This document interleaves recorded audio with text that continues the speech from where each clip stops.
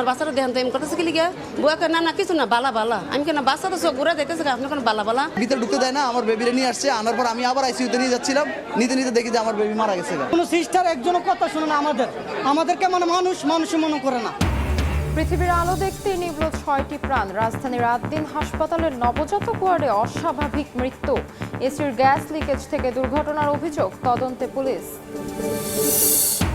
শেষ দিনেও পশুর হাটে কাদা মাখামাখি, বৃষ্টি মাথায় নিয়ে ক্রেতা বিক্রেতার দর কষাকষি। যৌক্তিক দাম বললেই ছেড়ে দিচ্ছেন ব্যাপারী। ছোট থেকে মাঝারি আকারের গরুর চাহিদা তুঙ্গে। ঈদের আগের দিনও পথে পথে মানুষের ঢল, বৈরী আবহাওয়ায় চরম দুর্ভোগে। মহাসড়কে ধীরগতি, উত্তরের ট্রেনের শিডিউল বিপর্যয়, ছাদেও যাত্রী, সদরঘাটে মানুষের ভিড়।